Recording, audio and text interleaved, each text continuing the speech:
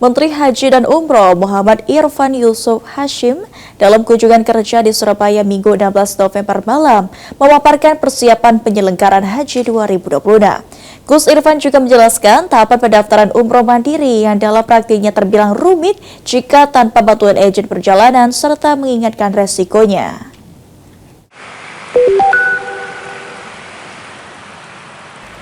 Menteri Haji dan Umroh Muhammad Irfan Yusuf Hashim di Surabaya Minggu malam 16 November membahas persiapan penyelenggaraan Haji 2026. Dari total 221.000 kuota jamaah haji Indonesia tahun 2026, dipastikan sebanyak 42.000 diantaranya berasal dari Jawa Timur. Itu artinya, khusus dari Jawa Timur ada penambahan sebanyak 7.000 kuota jamaah haji.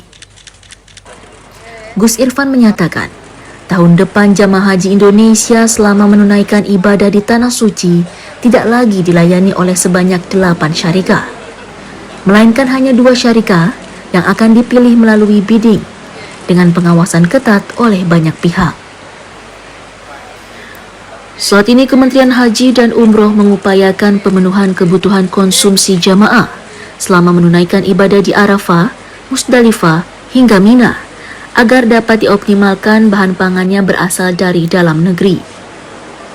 Sejumlah provinsi termasuk Jawa Timur telah mengajukan produk-produk makanan siap saji agar dapat difasilitasi masuk ke Arab Saudi sebagai konsumsi jamaah haji.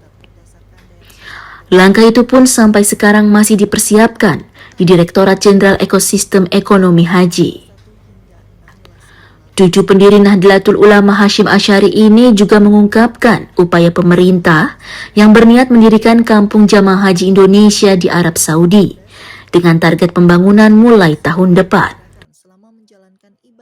Konsepnya di situ ada tempat tinggal seluruh jamaah haji kita.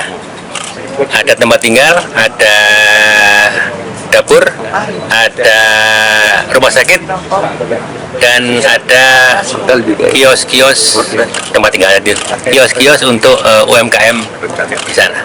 Itu untuk musim haji 2026 ya Pak ya? Oh belum. Itu diharapkan 2028 ada sebagian yang bisa dipakai, belum semua.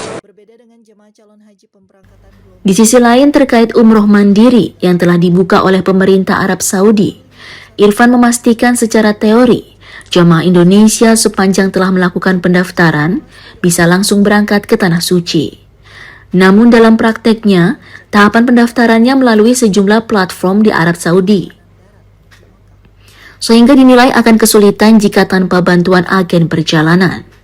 Salah satu resikonya, jika meninggal dunia saat menjalankan ibadah umroh secara mandiri, jenazahnya akan terlantar di Tanah Suci.